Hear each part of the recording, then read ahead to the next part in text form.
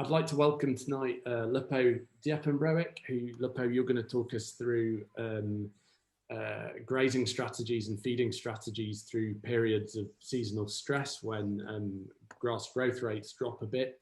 Hopefully that sounds good, and maybe, and we'll start off by just giving a quick intro to Rumi again. I think Karen, you might be a bit new to this. Ian and Chris, you've seen it already, so I'll keep it short and sweet. And I've got a different farm to give you a sort of demo on, so hopefully that should be okay. I want to introduce Britta. We've got on the call as well from the Rumi team. Britta's our senior engineer, so she's spending a lot of time figuring out how to get radar to work to pick up grazing events. And we've actually made some pretty big breakthroughs over the last week, so we're excited about that now. Luppo, does it work if I kick off with my bit and then you introduce yourself as we get to your section, or do you want to say anything? Yeah, no, you carry on with your bit and then we'll swap over at the end. Okay. Answer some questions probably. Brilliant. So listen, I think you all know us already. We're Rumi. We're building a digital product to help farmers take the best grazing decisions easily and early. We're very focused on our digital app, but we're also building a service around it. So webinars monthly, and we've got Charlie doing customer support in the UK as well. He's been on farm all week and out on farms a lot, so he's actually got a farming background and able to give proper advice. He knows about your situation. We see several benefits to what we're doing. We want to help you increase your farm profits, so reducing fertilizer over time, extending the outdoor grazing season, so reducing that in-shed time of the animals during winter, reducing spend on winter feed, and all those things over time, potentially increasing your being able to manage and increase your stocking rate, all of these things. So we see potential to help increase your farm profits considerably. We, as a Rumi team, we're in this because we want to help improve the soil resilience of the farm, so restoring its natural productivity and sequestering more carbon into it. We believe that will make your soil more productive, but also your business more resilient as well, as you become less and less dependent on artificial inputs. There's a clear benefit to the environment. We understand that with rotational grazing, you can grow a lot more grass, you can sequester a lot more carbon into the soil, and this is what's driving our team to work hard every day. Is we see a clear benefit to the environment from this kind of farming, and hopefully that motivates you too. And last but not least, if we can help farmers take the right decisions earlier, then that's potentially more reassurance and peace of mind for the farmer, more time back to spend time with the family, or however you wish to use it. But peace of mind that you're taking the right decisions at the right time, and things are falling into place along the way. So we fuse data from different places. We've got the Sentinel-2 satellites with multispectral images that passes every 4 to 5 days, and when it's cloud free, we get a picture and we get readings. In between that, we have a grass model which uses machine learning, so we actually give you daily grass readings. You don't necessarily need to wait for the satellite to have passed for us to give you a grass prediction. And we have thousands of plate meter readings from farmers across the country, which we use to calibrate it. And we've got 10 pilot farms set up across the UK, of which Ian is one, as these farmers are measuring grass with a GPS plate meter, doing cut and weigh, taking soil samples. We've got weather stations in place. So we're doing what we think is the most accurate and comprehensive kind of like ground truthing experiment to date, and we're doing it throughout the 2021 growing season. And lastly, we're literally in the process of integrating and launching radar which it can see through clouds, so it passes every 2 days. It can't take a biomass reading, so it can't give you your cover reading, but it can detect big changes in cover. So it would be able to say, oh, we think there's been a grazing event or a mowing event in this field. And you as a farmer could say, oh yeah, correct, that was a grazing event or that was a mowing event. And we would presume that the grass level goes to around the residual that you would have set. So that's just an overview on how it works. I'll just give a quick tour of the product itself. Is everybody happy for me to give a quick demo of the product, or is it like watching the same thing again and again? I think, Karen, it might be new for you. Yes, no, because I haven't seen it. So yeah, it's good. Okay, well, Ian, we've got a different farm this time. It's not yours anymore. So hope that's all right. It's fine. Okay.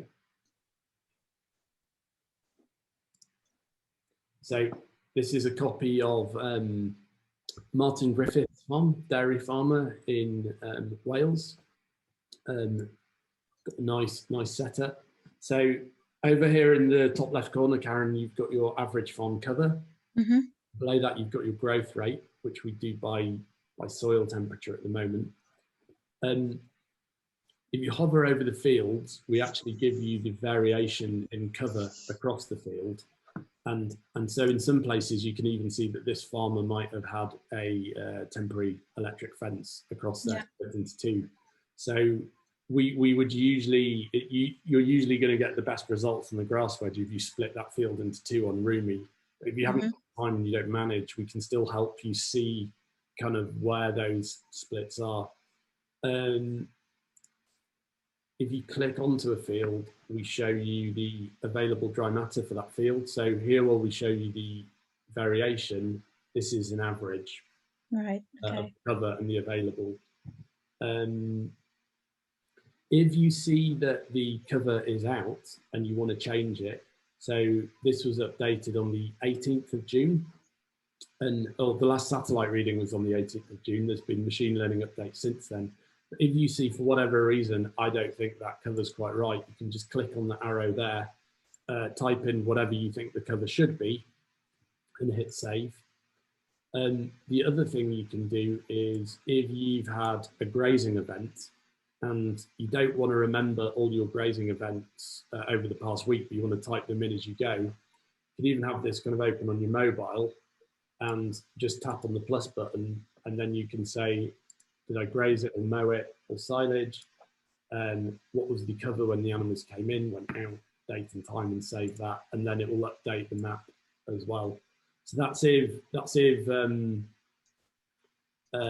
you haven't had a kind of an update on grazing events in a while, because whilst we use machine learning to make grass growth predictions, there's a gap between satellite passes. We want to capture your grazing events. And I'm going to talk a little bit more about that in a second, because actually now with the radar stuff Britta's working on, we don't think you'll need to do that, your grazing events manually as much anymore. We think we'll be able to pick them up every 2 to 3 days, and we'll ask you, was this a grazing event? And you can go yes or no. So we're pretty excited about that coming in.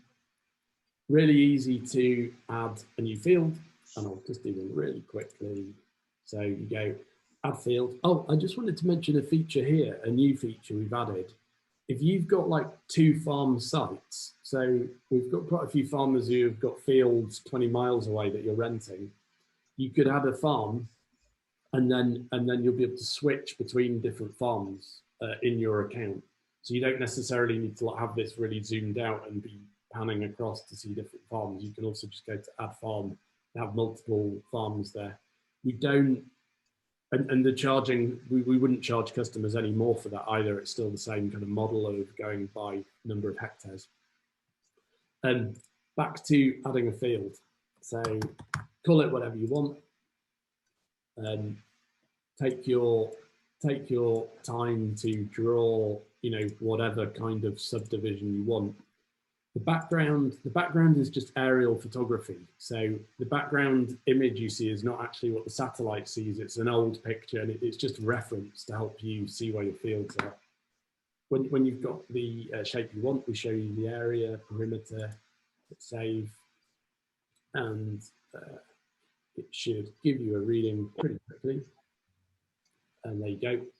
There's your cover. We don't show you the available dry matter yet because this field isn't assigned to a group yet. Nearly there. So here you can see the animal groups. So to get the full power out of Rumi, we recommend adding your animal groups, which is this one. So milking cows, you can see that Martin's added all these fields he's assigned to a rotation, and they show up in this purple color. So you can see visually on the map exactly where your rotation is. And you can see the groups demand the number of animals at a glance. If you want to edit it, or this is the same process for adding a new group as well, you just put in the average animal weight, the number of animals, and you can do demand either as kilograms of dry matter per day, which I believe is quite common with dairy farmers, or we also show you the percentage body weight, which is potentially something that beef and sheep farmers prefer. So we're trying to account for both there. If you've got several different animal types in the field together, so if you've got, what is it, a flood when you get sheep and cows together, or just mothers and calves or whatever, you can add different stock classes and it will calculate it all up at the top for you. That's not the case this time. And then of course, as soon as you assign fields to that group, you can then see it on a grass wedge. At the moment, we've got grazing days ahead, the growth rate, the demand. You can change your rotation length and your residual. And you can also see what pre-grazing target of the demand line is. We pre-compute that at the moment, but hopefully that can assist you sending your animals into the field at a cover height, which seems suitable for your stock class in question. So yeah, that's a kind of a quick tour of the product and its functionalities. You can add as many groups as you want. We automatically assume that anything that's not assigned to a group is silage. So you can move fields very quickly and easily between silage and groups just by clicking on the more options button. And yeah, hopefully you guys are already using it. And Karen, if you haven't had the chance to download Rumi and start using it yet, and you need any assistance, then just give us a shout. Okay. But yeah, any questions here? Otherwise, I'll pass over to Luppo, and hopefully he can go into some actual kind of useful seasonal tips for this time of year. No, I'm good with that. That's so I just need to download this, and then we can put, because some of our fields are quite far away. We've got them over in Worcester. So would I put them on just as a separate farm rather than another field? I would recommend that. I think you might find it easier to manage. So you can have like two farms that are both centered on the screen rather than really zoomed out. Yeah. Okay. And let us know how you get on. Ian. So just quickly there, Pad. You know, when you said we were entering a grazing event, and it came up with asking us for time, pre-cover, from going in and coming out. Are we able to do that, as in when I put them in, putting the pre-cover in, and is it retaining that information, and then when I move them out and go back in? Right, yeah, I see what you're saying. I think you said to you before, because my memory is absolutely shocking. So remembering what it was when I put them in and filling it all in then, it's a bit of a nightmare for me. I'd rather go, right, I've put them in and fill in that I put them in that day, and then 3 days later be able to click back on it and put what they've come out at 1800, or just fill that last bit in instead of having to fill it all in again. Yeah, I hear you. at the moment, I don't think you can. I think you have to put in a date and a time and of exit. There's not like a, and then if you put 0 in, then we'd probably assume your post cover is 0 rather than you haven't entered a figure yet. So Yeah. I think what you're suggesting is a really useful feature, and we should, like, yeah, we've heard that a few times. We probably need to add that. You could and then just before, I can't remember what field you were on before you started showing the mapping the new field. I might be wrong, but I'm sure it said that total cover was 2.7, and I'm sure it said available was 2.1. Where's that in? Sorry. The field that you were, I think it was the one you started in, but I can't remember. It could be this one. There you go. Yeah, so it says available dry mat was 2,000, but the covers, total covers only 2.7. That's pretty unusual because the post grazing target is 1,500. Yeah, that's what made me think. Yeah. Okay. Sorry, on that one, actually, it's because of the size of the field is 1.7 hectares. Ah, right. Yeah. It's not 1 hectare, it's 1.7 hectares. So that's why. Thanks, Luppo. I got worried there for a second. Yeah. Cool. So that should be why. But I think that first point, Ian, that's really, I think, something we need to look at, because it'd be really useful for people. A lot of people struggle to remember, that we speak to, struggle to remember exactly when they've put their animals in. So they want to do it right there and then when they're taking them out, do it right there and then, rather than just at the end. Lots of people keep in paper diaries and stuff to work around that. So we should look at that feature. Okay, cool. You all right there, Chris? Yeah, I was just following up on what Ian said. It's exactly the same. After I'd moved the cattle out, finished the paddock, when I'm in the house at breakfast or whatever, I'll put the grass reading from when they went in, and the day they left, then do the post grazing measurement. But remembering, shit, was it Tuesday? Was it Wednesday? What day did I move them? How much was actually in there? Quite often it's near there or thereabouts. It's not exact because you're not doing it at the time. So yeah, I agree with Ian. That's something that needs to be updated if you can. Okay. Good shout. Brilliant feedback. Okay. Thanks, guys. So I'll stop sharing at this point, and Luppo, pass over to you. All right, Charlie. Good to see you. Didn't see you there. 2-0.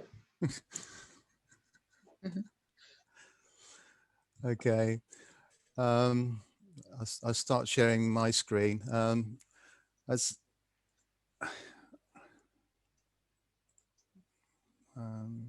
Sorry. File. Oops. Slideshow from beginning. Right. Okay, that's just my opening screen. There's a lot of names there I don't actually recognize, so I'll just give you a brief introduction why I have an interest in grazing. For my sins, for 14 years of my life, I was involved with the agriculture supply trade, which is actually a farmers cooperative in the southwest of England. And one of my mentors in that supply trade was a chap called Gordon Newman. Probably looking at most of you probably wouldn't remember him. But Gordon Newman used to be farm manager at Compton Research Farm in Berkshire, and he's the one in 1970s that put 42 paddocks on that research farm and started rotating grazing cattle there. I have always had or lived on the farm, a dairy farm, even whilst I was doing animal feed manufacture and nutrition at this cooperative. And I started rotational grazing on that farm in 1997. And we increased the cow numbers on that farm from 140 to 220 within 4 years, just because of grazing management. So I've firsthand experienced the benefits of rotational grazing versus set stocking. So everything seems to go round every 20 years. Gordon Newman put paddocks at Compton Research Farm in 1970s. It's actually Jerry Ryder, father of Johnny Ryder, in 1997 that brought the New Zealand consultants across to tell us how to start rotational grazing again. And I think it's actually James Daniel, with funding from Cornwall Agritech, managed to bring cell grazing onto the map in the UK again in 2020 and 2021, or 2018 when he started doing the research. So, you know, it's always interesting to see, you know, from that, you probably tell my age, and from my graying beard and all that, you probably see I've been around a little bit. I wouldn't spread that around too much, but yeah, so that's my background.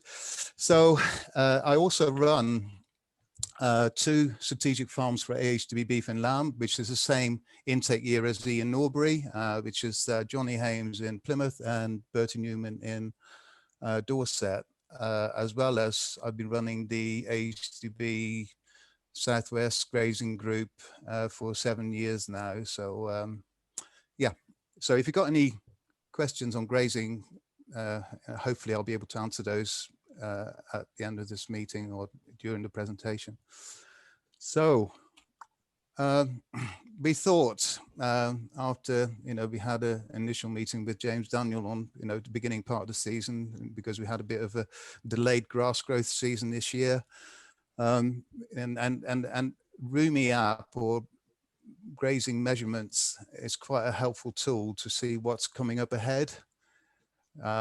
If you're set stocking or you're not planning or looking at a grazing app, you're sort of, in my book, graping in the dark. You don't really know what's happening. You can't see whether there's a deficit coming ahead or there's an excess coming ahead, but definitely the Rumi app and the grass wedge will actually show you what's coming up 2, 3, 4 weeks, 5 weeks, sometimes 5 weeks ahead. So it's very important that you know, we measured to manage grazing. This time of year, it's usually, instead of waiting for grass to come along, this time of year, usually what happens, we've gone past peak and we're having usually a mid-season grass dip. And on dairy farms, the demand is usually quite level. As Paddy said, usually it's, you know, 15 kilo on that dairy farm we highlighted is 15 kilos dry matter a day, and it's not until the cows dry off, and then as the cows dry off, it drops down to about 10 or 12 kilos dry matter intake, but that's a fairly level demand, so you don't really have to worry about the increased demand. But with cattle and sheep, as they grow, there's actually an increased demand, and that coincides with a decrease in grass growth at this time of year. And going forward then, how do we manage the stock at this time of the year when grazing is going down and there's an increased demand? And to actually illustrate, 1 or 2 farms have been commenting on, you know, what mid-season drought do we have at this moment in time? And this is a tweet that was on Twitter yesterday. It was actually Richard Tucker, who farms up the road here. He's another strategic farm for AHTB Dairy. He's quite glad he had 21 millimeters last night. That would have been Sunday night, but his average grass cover now is 1900. And every time your average grass cover drops below 2100 or 2000, I would say, you're probably having to look at your grass wedge and see what's going on. So Richard having a bit of a tough time at this moment in time. And he's literally, from where I'm sitting here with quite a lot of rain, he's probably would say about 15 miles as the crow flies. So it's not many miles, and it's been very variable, very showery in places this year. Another place where you can pick up what's going on, and actually, if you go on there, I don't know whether you use this particular website, it's the HTB Forage for Knowledge website. And it's actually what I highlighted there, the Devon input farmer is actually Richard Tucker.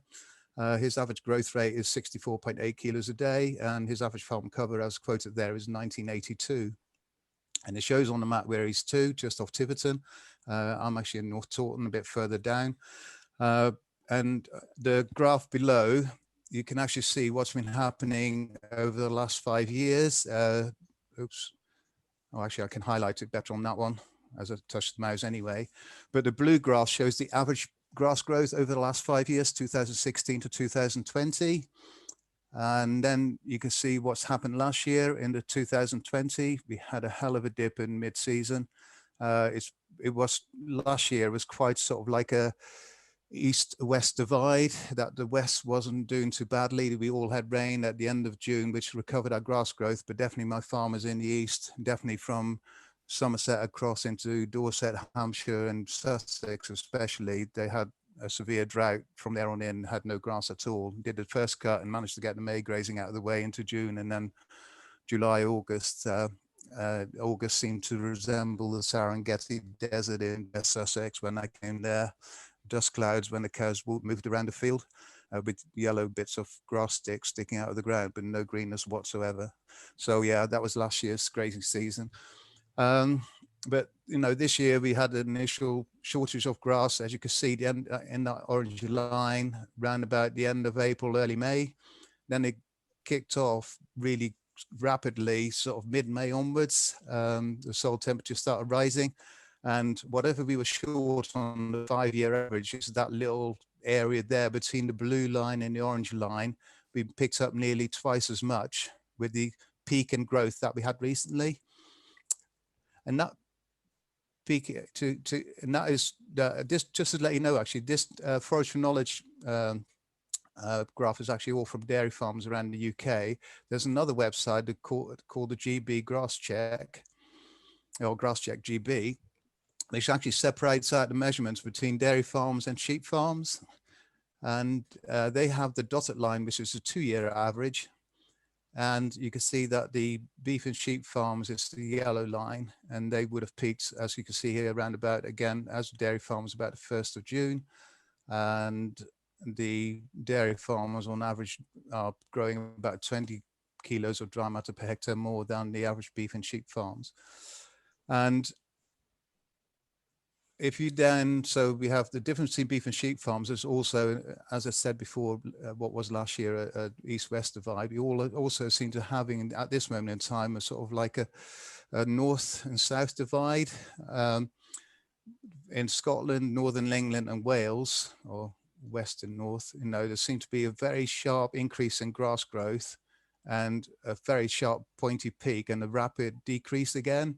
But in the south of England, you know, the grass growth seemed to be a bit more plateauy, so fairly much constant. I know which I'd rather, well, most people probably rather manage it. They'd probably rather manage a plateauy type grass growth like we see in the south of England at the moment, and rather than these sharp peaks, because especially when they happen around heading date, as happened this year, you know, they're not easy to deal with. Especially if you've got a drought coming as well, you think, oh, it's heading as well. Should I go topping or don't I go topping? What do I do? Because it's, you know, a lot of seed heads showing at the moment, but there's no rain on the forecast. If you top, the only thing you produce after topping is more seed heads, but half the size. And if you top that again, you've got half seed heads, a quarter the size, because the only thing that grass wants to do when it's under stress is actually go and produce seed. So the grass quality will never improve by, and I don't like the word topping. It just, you know, causes a lot of damage to grass. I like to pre-mow or post-mow with a disc mower to get a nice clean cut, so we get lush grass growing back. So yeah, definitely that's been a bit of a challenge this last 3 weeks, is do we top or don't top, depending on where you are, whether you got rain ahead or not. If you've got rain coming, an inch of rain within 2 or 3 days of mowing, you would actually get some nice lush grass coming back. But if there's no rain on the forecast, if you start topping, you probably can cause more damage than what you do good. So I'll keep that in there. Mm. So any questions on that at all? Because that's been, you know, quite a few of my emails coming my way. Is do we top or not topping? What do people do? What people don't? Ian, what have you done? You bit of a drought man, or had a bit of a dry period? Yeah, so I've been pre-mowing into. I took a load of paddocks out when we had that peak. To be honest, I was really brave. So I've never really done that before, and I was really brave and maybe got a little bit carried away. So I've got a bit of a hole coming up, but luckily I've got some rough permanent pastures that I don't measure that I can grab a couple of days from here and there. But then other paddocks that I didn't manage to get take out the rotation and bale, I did pre-mow half of them, and I was going to pre-mow the other half of them paddocks the second. So basically, big fields that are single paddocks, but a big field is split into 4. I've done 2 blocks one time round. This next time round, I was going to take the other 2 blocks out and pre-mow them to kind of reset them. And yeah, I took the decision, because we do tend to miss the rain when it comes around here, that yeah, I'm just letting them go now. So I've stopped the pre-mowing and changed my plan just to, like you say, just to hold off in case we don't get the rain. Yeah. So are you saying that it's no, the fact is your grass growth is down because you've probably taken out too many paddocks for pre-mowing, or is it definitely a water deficit scenario? So I Or a bit of measured. both? I measured today, and it's just gone off. But I think my growth from last week was probably averaging about 35 a day. So yeah, it is right down like it, and it has gone. It has gone really hard. We probably maybe had like maybe 40 mil this last like 3-4 days, but because it's so hard, it's not really done anything. It's just disappeared. Yeah, I think moisture is a real issue here at the minute. Yeah, so if we look at the yellow graph then here, actually showing on, sort of the 24th of June, it's about 50 kilos a day. You're actually finishing up on, today, which is the 29th of June, or 22nd of June there, probably 29th of June, you're finishing up down there at that, that point there, 35 kilos a day, which is, dropping that graph basically in your scenario would have carried on downwards. Yeah, 37.2 to be precise. I just wanted to get back up. I have got an average farm cover of 2.2. Okay, I'm happy with that particular farm cover at this moment in time. But what's your demand, average demand? Demand is just under 1,800 a day. 1,800 demand per hectare, sorry. Yeah, demand per hectare is 46. 46. So currently you're running 10 kilos a hectare deficit, and you got 2,200 at the moment. So within 10 days, you'll be down to 2,100. In 20 days, if it carries on at 37, you'll be down to about 2,000 kilos per hectare. Mm-hmm. So we wanted to recover a bit, don't we? We want to get back at least to, within 10 days, you want it to be back up to 46. Yeah. Hopefully. Okay. Hope you get some rain soon. Yeah. And there's all the silage fields in that as well, are they? So you can't introduce any fields into the system again. No. So silage fields aren't in that. That's just off what I uploaded to AgriNet a minute ago. So no, that's not including silage fields. Oh, by the way, you're not allowed to mention AgriNet. Well, it's too late now, isn't it? And also I am quite. That's just off what I'm measuring, to be honest, Luppo. So I have got something that I can pull them off to and juggle around. So I'm not overly stressed at the minute. But like you say, if we went another fortnight, 3 weeks without any serious amounts of rain, I'll be getting quite stressed now. Okay. In that case, I'll tell you what to do in a minute. Okay. Anybody else got any questions on, how we managed the grass this last month? I have actually, if you don't mind, because we don't have the kit. We have to rely on contractors to do ours. So at the beginning, we didn't have much grass, and then all of a sudden we had lots of rain and the grass just shot up everywhere. And because we rotationally graze normally, we found that as we were moving around, we weren't moving around fast. It was out of control. So we did have some where we did manage to top, but we've got one particular field now that they've eaten the bottom out of it, and there is a hay field next door which will be cut, and then they do go into that one and they'll graze that one in, when it's ready. But obviously the grass in the field that they're in at the minute, they've eaten the bottom out of it, and we've got just it's all gone to seed at the top. So do we now top that and leave them in it and let them just do whatever, or do we top it and take them out? Because I've heard like a couple of different opinions on this, so I'm a bit like, where do we go with this one? Yeah, no, the one thing I would look at, I wouldn't top. Okay, like I said, if you get a contractor having to come in, I would let them come in with a disc mower. Okay. And cut it off nice and clean. The disc mower, the toppers actually, they sort of seem to shred the grass a bit. So if you're already suffering from drought and you then shred the grass, damage the grass, it's a bit like a flail mower going through a hedge. You're leaving those spindly bits of splintered wood, and the same happens with grass at this moment in time because it's quite stalky. So that's what makes it dry the grass further. So you damage the growing point to the grass because you're allowing the the sun and the stalk to dry out, and the growing point is on the inside of the stalk. So therefore you want to cut it cleanly. So a disc mower is the thing to use, not Okay, a flail mower and not a top, what I call topper either. So Okay. and so that's that one. But also I would say at this moment in time, make sure you have rain coming, because Where we last have, year, yeah. yeah, because if there's no rain forecast, like in Ian's scenario, his grass is really dropping down to 37 kilos a day because he's in a drought scenario. Yeah. And the only thing that grass wants to do if it's under drought stress is to go and set seed.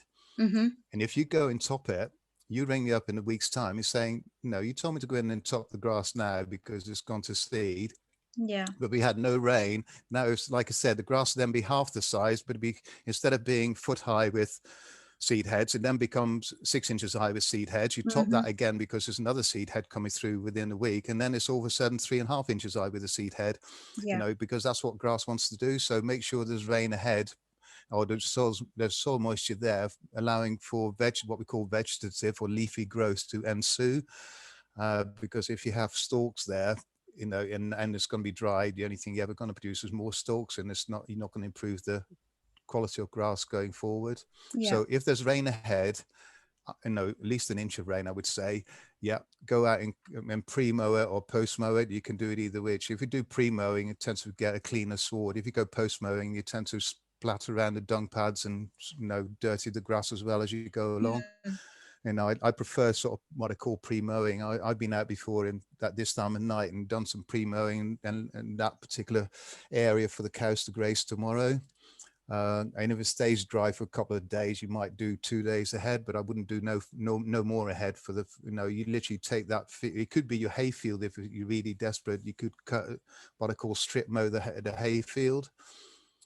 Right. If you're running really short on grass, is go ahead and cut a few strips on the hayfield, put a fence across that, and let them eat that off, and then cut another bit the next day. As long as it stays dry, you'd be okay.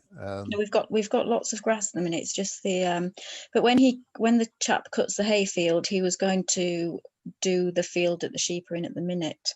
So when he cuts the hayfield, I need to ask him to use I have wrote it down. So the whatever it was that you just told me, the disc mower. A disc mower or a drum mower, as long as it's a nice clean, when you cut it and you look very closely at it, it should be a nice clean cut on the grass. Yeah. And not a flail mower that literally obliterates the stem and causes the grass to dry out even further, which damages that growth of that grass. And you'd be stuck forever. I've been on the farm before. He said, I didn't top that field and it's still got a bit of grass in the bottom, and the seed heads were there as well. But at least he had.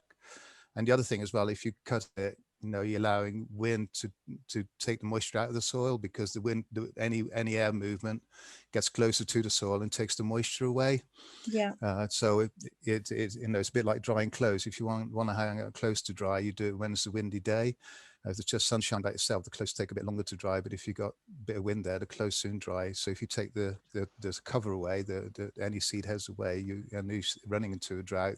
You're actually aggravating the drought by topping. So Yeah. So basically, take them rule off? of thumb is, I would, if you got sheep in at the moment and you mow, I would actually for a day or so, 2 or 3 days at the most, allow sheep to eat the toppings, because sometimes they will eat things once being cut.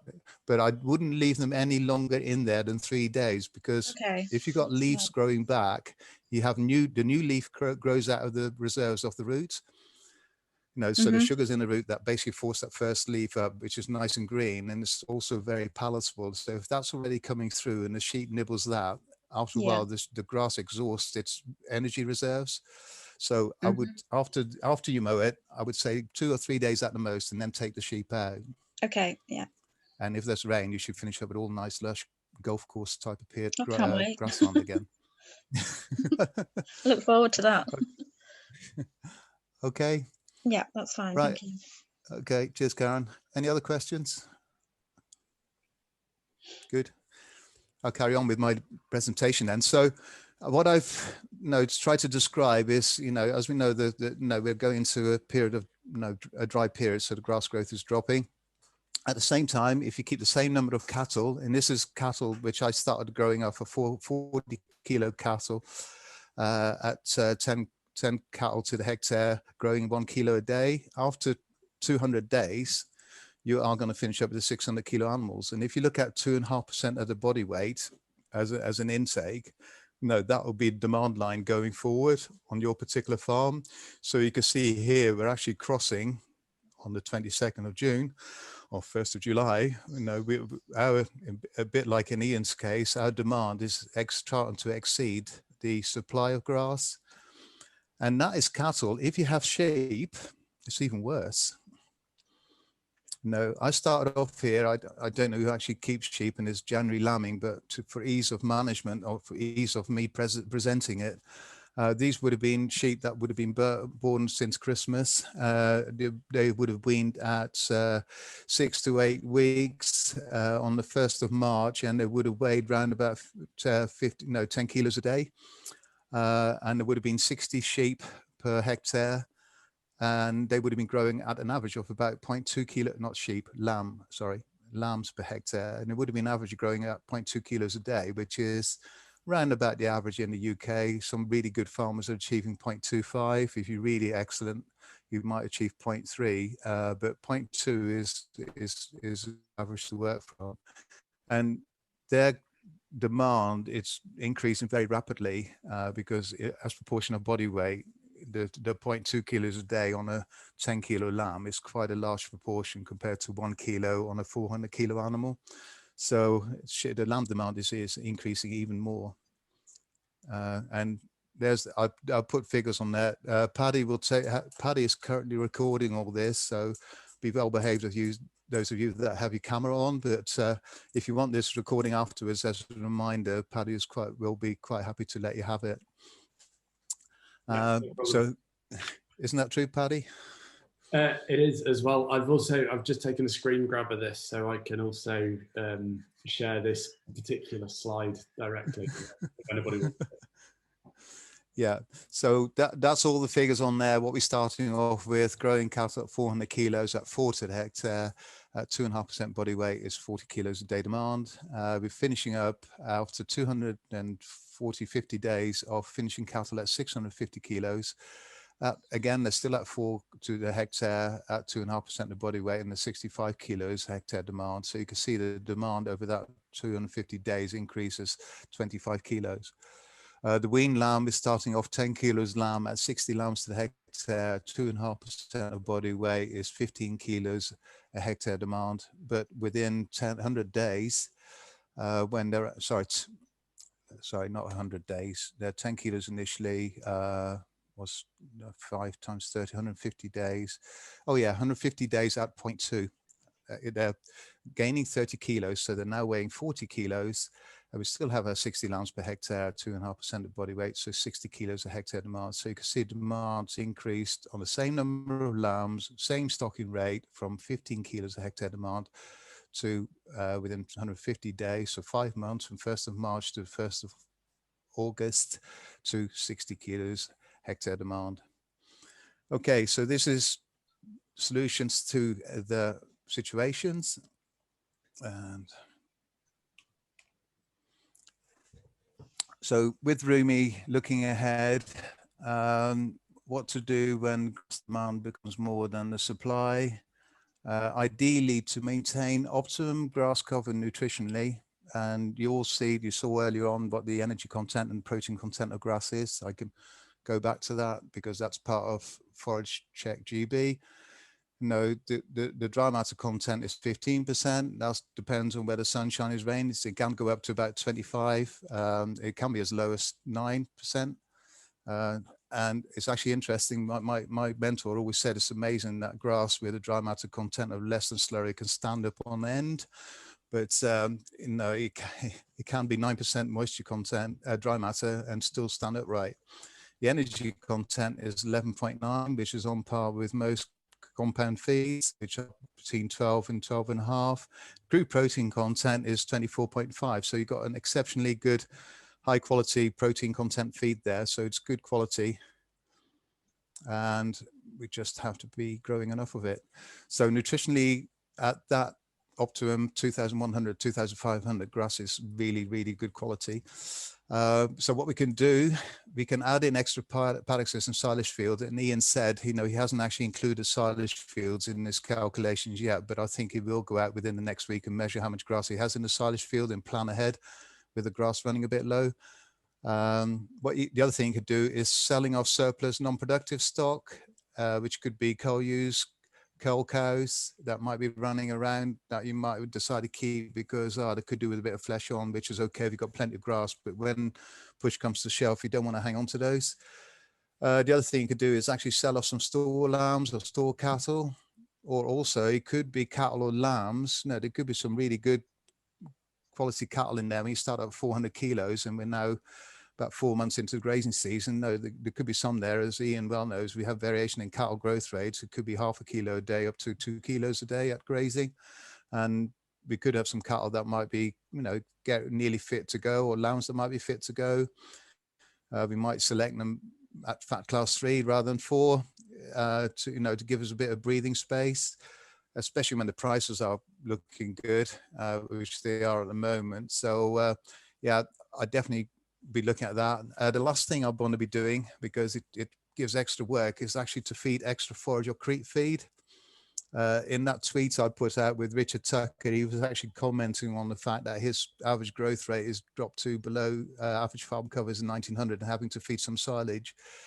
And every time on every farm where I've gone in and opened up the takeaway, which is actually, putting out silage in the trough in the yard for dairy cows or in a ring feeder out in the field, I find that my grassland utilization drops very rapidly.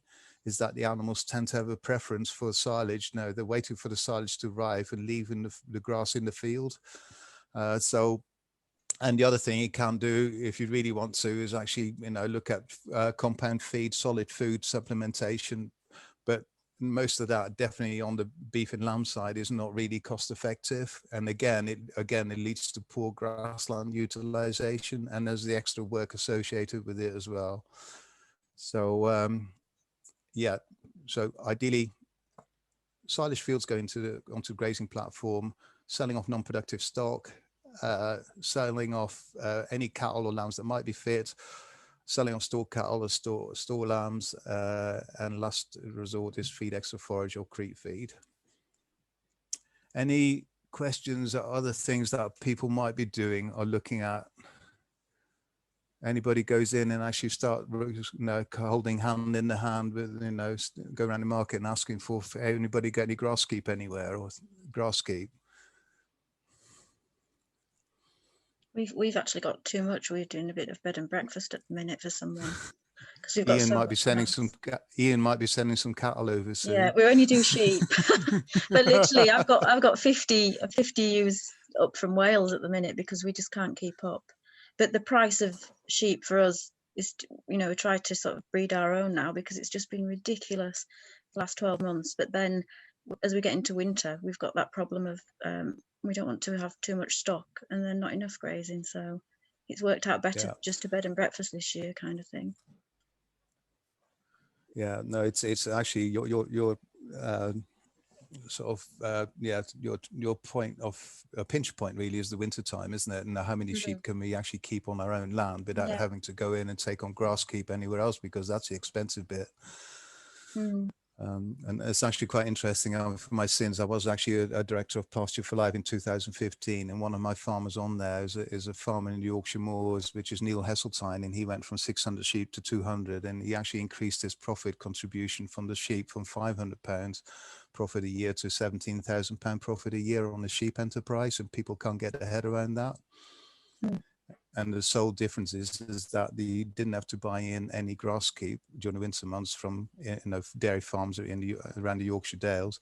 He also didn't have to actually buy feed, and he didn't have to go to and fro with the labour costs and actually feeding those sheep out in January, February, March when there's no grass left on those farms that he was renting the fields from. So yeah, it's the labour and the feed side was the biggest cost during the winter, as well as the sheep keep. So you have to do the costings on that. It's actually best to keep everything in house on your own farm, using your own land to keep the cost down. Any other questions on mid-season grassland management going into a drought? How about irrigation? What do people think about irrigation? Anybody done it? No, we haven't. We wait for the rain. It's like, okay. Okay, it's an interesting point actually. Anybody see Clarkson's farm? Yes. Yeah. Yeah. My take on it would be the amount of water you'd have to follow would just be so uncost effective. I think someone told me once, and I can't remember the figures, but it was absolutely astronomical how many thousands or tens of thousands of gallons needed to put on to be the equivalent of an inch. Well, if you go to Australia, they basically flood irrigate their pastures. Okay, and they're putting on between 1 and 2 inches of water per hectare, and each millimeter of water per hectare is 10,000 liters, 10 ton. So to put on, and this is why I thought the Clarkson's farm thing was brilliant. He went through the field with, I think, was a 1,500 gallon slurry tanker. It might be 2,000 gallons. Anyway, he just went up and down, and Happy Charlie or Cheerful Charlie came in and he said, well, whatever you put on us evaporated again. It didn't do any good. He only put on probably about a millimeter, which, the wind took away again. I thought it was absolutely brilliant. It just highlights how much water that you actually need. So if I said you need about an inch of water, which is 25 millimeters, you need 250,000 liters of water, 250,000 liters of water per hectare. It's just a massive amount just to get enough water to get grass to start growing again. And that's each rotation as well. So you can see how much water that we really need to grow grass. That's why I said, if you want grass to grow green again, you need at least an inch of rain, because that's in the soil moisture deficit is probably 3 or 4 inches. No, soil will hold 3 or 4, 5 inches of water. But after that's gone, you've got, you need at least an inch to actually get back to, some grass production. Yeah. I'm just bringing that up because of 1 or 2 farms I'm looking at where, we're actually looking at see if we can get some water supply there by having dew ponds or springs, diverting it across the field to create what we call a water meadow underneath where the springs are. But we need a good water supply for that. Okay, now for some practicalities. What Paddy's already shown, the beauty about Rumi on this farm in Wales. This is one of my farms in Somerset. I was going to use one of my farms in Sussex, but another strategic farmer there is Dan Burdett. Dan was supposed to be on the webinar tonight. He's signed in, but it didn't make it. But Dan had so much grass there this year because if you looked at the rainfall map over the last few weeks, the Sussex had quite a lot of rain, which last year they didn't. But his average grass cover was 4,000. So he's got ample grass. And to start to talk about mid-season drought management with an average farm cover of 4,000 is, it's not good to talk about that. So my farm in Somerset usually does burn up. It's in a bit of a rain shadow between the Quantock Hills and Bridgewater near the sea. But this year he sort of seems to be coping all right. His average grass growth, this is, as Paddy already said, the grass growth is currently calculated from average soil temperature.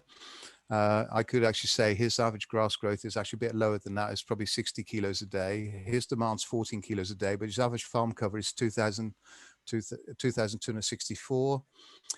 Now, what I said earlier, you can actually look ahead, knowing your grass covers on your field, see what's happening. If on the right-hand side, sort of from home field onwards, to that's home field 4 acres and a 4 acre lay, hopefully you can move your sidebar about with all the pictures. If you grab it at the top, you can move it out of the way if it's in the way. But basically, home field 4 acres and 4 acre new lay, if those fields plateau, since grazing, they're not growing back on your weekly or in Paddy's case, 5 daily satellite pass. There's a good indication that those fields are suffering from a drought and actually will be going into a drought scenario. And you might still have adequate grazing ahead. Those fields, Steam Field at 2,800 and L Shape at 2,500 and 2 acres at 2,300. There's still probably 10 days worth of grazing there of adequate grass, but you have to look more towards the right, seeing what's really happening in those fields. As soon as that those green bars drop below your demand line, below the blue bar, you actually have to start taking action. And especially if your average farm cover drops below 2,100, which, as I discussed with Ian, you know, with this average demand in growth, you know, he's got 10 days, really, a week or 10 days before he starts having to seriously think about what should I be doing. So, so that's really where, you know, when I sit down with my farmers and looking at their grazing wedge, you know, we're discussing, oh, it's getting a bit critical now at 2,100. In a week's time, what are the options open to us? You know, are you able to sell us some stock? Can we introduce a silage field? You know, the last thing I want to be discussing with them is to actually, you know, go and put the ring feeders in and start feeding round bales, you know, or even the creep feed. You know, I want to make sure we keep grass there all the time. But it's planning ahead, because you would have, if you started as soon as, like I said, within a week of that plateauing, you see that there's probably the rotational length at 60 kilos a day is what, 25 days. So we'll probably have 20 days of still decent grass cover there, but the last 5 days, which it might be the 3 fields that we have measured, the home field, the 4-acre field, and the 4-acre new lay, if they plateau, which covers 5 days, you know, we at least got 20 days ahead before shit hits the fan as such. So therefore, you know, the wedge is a beautiful tool to work with. You know, keep an eye on the wedge, and as soon as those bars start dropping below the line, the average farm cover drops below 2,100, start thinking about what can I do. Don't wait for the average farm cover, like in Richard Tucker's place, gets down to 1,900. And the other thing I keep saying all the time, you need grass to grow grass. So if you come out of a drought and it starts raining, if you've got an average farm cover of 1,900, it probably delays grass growth by about 20% compared to an average farm cover of 2,100. You know, you've got all the solar panels that are lacking in the field, and not actually been able to generate enough energy to boost the grass growth again very quickly. And that's important now going into a dry period, as well as it is in the autumn when you lay up grass to grow again in the spring. And very early on in my career, I used to go to Northern Ireland. There was a researcher there called Sinclair Main. And in November, we watched, you know, we went out in the paddocks, and he said, you know, grass is twice as important to you in the spring as it is in the autumn. So if you want early spring growth, you make sure that you keep grass back in the autumn. So if you want to graze a field in the middle of February, you have to lay it up on the 15th of October. If you want to graze a field in April, you have to lay it up 4 months before. So you'd actually, you know, lay it up on the 15th of December. So yeah, but you know, what he's trying to say is, if you actually keep the cows for a fortnight out longer in the autumn, you're losing a month worth of grazing in the spring. Okay, and that's, to me, was a very important point brought home to me. If I want early season grass cover, you know, I need to make sure that I lay it up early in the autumn, unless you're suffering from winter kill and not that. But I think, you know, okay, we don't, in this Devon and Cornwall, we don't experience a lot of winter grass kill. I don't know if any of you up north, you know, get it much winter kill, but you know, we might lose probably 100 or 2. No, sometimes it goes back 100 or 200 kilos after a bit of sharp frost. You get a bit of yellowing leaf at the top, it tinges, but we don't get a complete kill off. But definitely you need good grass covers coming out of a drought. So 2,100 is definitely my average grass cover I'll be looking at maintaining as much as possible. Any questions on that? No. So, what sort of no, I can't speak now. I can't say it now. Celebrate. I thought you didn't like football. I thought you'd not be celebrating. I know, mate. I know. It's still gone terribly wrong. I'm gonna have to think of a different way of saying it now. Because I can't say the word. Residuals. What sort of length should we? Yeah. What should we be? Should we be looking to lift our residuals a bit higher and not go down as low? Should we be looking to change rotation length? Definitely rotation length will have to be increased, but you only be able to increase rotation length by actually starting introducing more grass into the system, more silage fields, because you can't increase rotation length with existing paddocks or area. So, and the residuals, I still think that 1500 residuals on the ryegrass sward drive the productivity or the quality of grazing, where people are taking residuals down to 1400. I actually think that is at that stage, especially now grasses have gone through a heading stage, I think you're reduced the stock performance. No, you think about no, at 1500, you're actually 2 inches, you know, clear of the ground. And when you look at how cows graze, not like sheep could actually graze down to about 1250, but definitely cows, once you start grazing below 1500, you are really trying to make cows work. And cows' performance is actually limited by the amount of grazing by bites.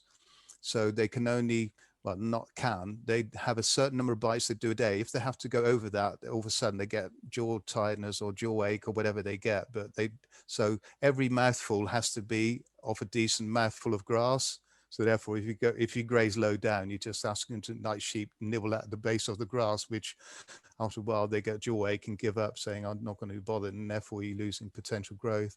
So 1500 on ryegrass sward. Where I have issues with grazing sward is when the grass sward is what I call dominant in creeping bent. I don't know if you experience any of that, but especially us in where we got wet land, the creeping bent one has a lot of grass growing, stolons growing horizontally over the field, and we're struggling to get that down to 1500. You know, again, we're dealing with stems growing sideways, which are not very palatable. They're not high in energy either. And if we're trying to force animals down to eat those, we're actually not getting the energy intake either. So you have to be very careful what sort of swords you have. If you have herbal lay swords, you've got ryegrass swords, anything that stands up and is green from the base up, 1500 kilos of dry matter per hectare is your optimum. If you tend to get a predominant creeping bents, what we call a grossless sward, you know, you sometimes struggle to get that down much below 1700. But you should know your grasses by now. What most of us, you know, going along would have reseeded or overseeded in order to get more productive grasses in the sward.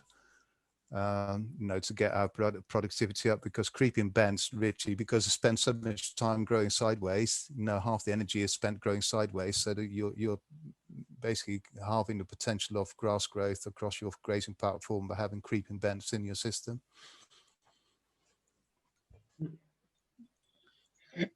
Okay, all clear on that? Mm-hmm. Good. So I checked with Ed. He's actually on his way to Cumbria to listen to, and I shouldn't advocate any breeds, but he's gone to listen to Seth from the Stabilizer Company. So I gave him I fueled him with a few questions, what he should be asking them, bearing in mind that Ed Hawkins, my farmer, is a South Devon breeder. So it'd be interesting to see what he comes back with. But his field that he's grazing currently, it's actually ideal. It's that what we call the stream field. It's that funny because that's actually stream going through the middle there. And it's actually, I put a mouse more or less on the middle. Rumi tells me that I've got an average grass cover there of 2,911. I've only got 497 kilos of dry matter available, and the reason for that is between Ian and Paddy is because we've got 0.35 of a hectare, so his residuals are 1500. So you got 2,911 minus 1500, you got 1,411 available per hectare. You do that by 0.35 and you finish up with 497. So that's where the 497 comes from in that field. And there is only 18 bulling heifers in that field and one bull, and you know the demand on that field is 19 kilos per hectare. 14, sorry, what was it on previous slide? I think it was 14. Yeah, 14 kilos per hectare per day. And on that grazing platform there, those 18 animals, because they're bulling heifers, he's trying to keep them, you know, the bull and the heifers separate on this little stretch of land he's got off-lying paddocks. you know, if he said usually this time of year, he just about managed to get to scrape through in the dry period. At the moment, he'll have probably excess grass coming up. I can't actually click on the map there, but there's definitely areas in there that are probably over 3,000. You know, a few dark. There's a dark patch there as well. That's about 3.5. But if what he's doing there, these fields were, like I said, initially low in covers because they did come out of a silage field. They're all growing back. But if the grass in those fields goes over 3,500 kilos a hectare, they again will be silage into round bales. And those of you on Twitter in April, I put out, you know, we're actually on the 15th of April, we started silaging on a beef farm. That was actually Ed's farm. He's made his first and second cuts quite early on this year. He made a second cut on the 27th of May, and the first cut was 15th of April. And we're hoping to have good quality silage there again. He's going to maintain his optimum grass wedge with opening covers between 2,007 to 3,500. And again, as I said earlier, his closing covers on these fields be 1,500 kilos per hectare. Those are, as I said, there's actually a new lay, it says it on the sheet, they're all very much ryegrass, white clover-based swards. If the grass growth does, this can all very quickly change on Ed's farm. Within 2 weeks, I could go from an excess to a deficit. But if grass growth is less than demand, there is actually, if you look in the picture, there is in that field there is a yard there that he has access to with the cattle to feed in that. There's 1, 2, 3, 4, basically 2 barns there with lean-tos, and there's a separate shed there.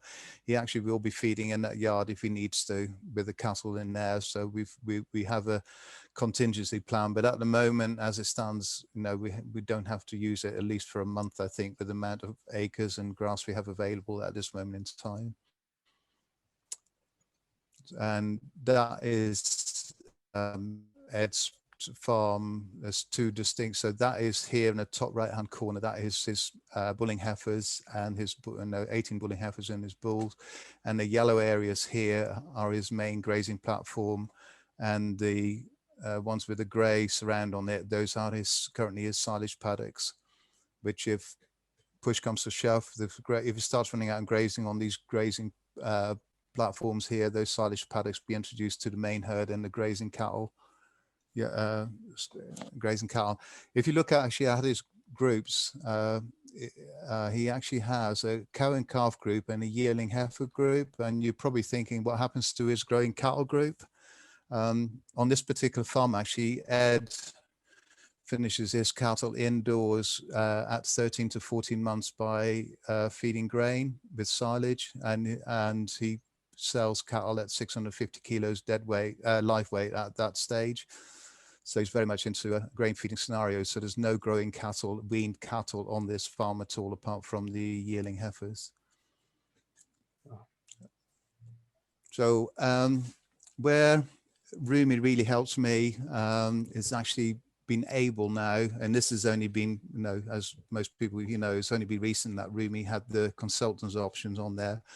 I have currently 6 of my farmers on Rumi, and so there's 3 dairy farmers, or 5 actually, 3 dairy farmers and 2 beef. But it allows me to access their grass cover and discuss grass cover with them on the phone. They come on to me and saying, I've got the latest grass readings. Can we go through it, please? Especially this spring, where grass growth was delayed and probably will be if we start going into a further mid-season drought. Rumi will actually give me up-to-date assessment of average grass cover. It also will identify poor performing fields that could be because of drought, and that could be currently 2, 3, and it can be even 5 weeks ahead. And it could be to drought, it could be to poor fertility, not put any fertilizer and lack of clover, and it could be due to grass species. Something like smooth stalk meadowgrass doesn't seem to perform very well later on the season after June. You think it's good in April, May, and going into early June, but after heading dates, mid-June onwards, smooth stalk meadowgrass does not produce a lot of grass. Also, Rumi is ideal for planning the grazing ahead. And when we go into a dry, stressed area, period of growth, we could take earlier phasing action, minimizing future additional costs, as in buying in extra silage or supplementary feed. So that's really where Rumi helps me out, and also my farmers out as well. So any questions on that? And I was just going to say, Luppo, no, it's really brilliant to have you as a consultant trialing what internally we call farm switch now, which means we can set consultants up and they can switch between different farm sites. So we got Luppo set with five people, but so yeah, we're really pleased that we can start trialing that, and we also will be asking Luppo as we go, like, what's not working, how do we make it better as well, because it's the start. So, and also you can see on the slide of Ed Hawkins' farm, he's got kind of like his animals in 2 different sites, and as a farmer, that's where he could potentially put that on 2 farms for himself, so he doesn't have sort of that dead space of land in between. Now that we've got the ad farm option, yeah. So no, thanks, Luppo. That's awesome. Yeah, and any questions to anyone else? I was going to say I've learned that I didn't know that cows have a limited number of bites per day, and that their jaws get tired after that. So I've learned a lot this evening listening to this. Thanks, but yeah. Sorry, back to Luppo. As initial question is, any questions?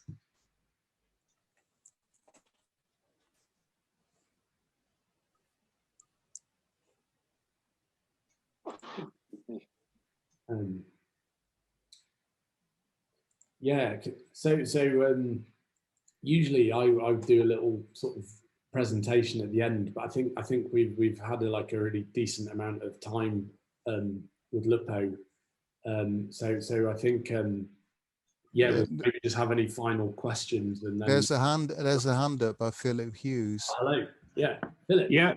Good evening. Thank you all. Sorry, a very basic question, which is taking us a bit back to the original part of the presentation. So I've been using it for about 6 weeks and very much like it, but there's just one small area of confusion. I've got an outlying piece of ground that I haven't been plate metering. And just while we've been talking, I've gone to look at it. And even though I'm in North Wales, we do get the odd sunny day. And it's showing the last update was the 27th of May. So does update mean when I go and physically do it with a plate meter, or does that update mean when the satellites had a flyover?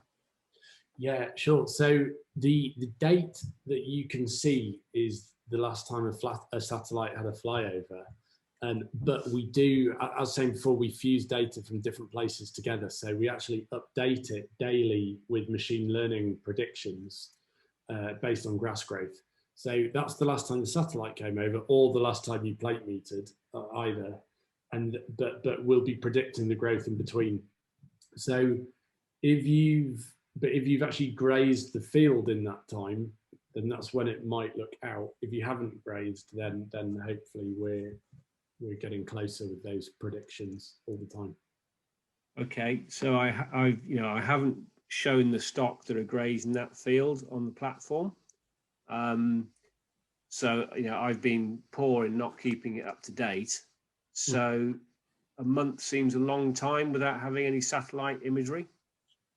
Yeah, we're really hoping that that's all about to change. So first of all, it's frustrating for us when it's really cloudy, but obviously it's always going to be cloudy, and that's where ideal grazing land is. But we're literally on the verge of launching radar, which we hope will pass every 3 days, and it will see through clouds, and we hope it will. We believe it detects like 3/4 of grazing events, so that will really help keep your platform up to date. And that's just the beginning of what we can do with radar as well. The more we start to process that data, the more we can potentially leverage it to take biomass readings as well.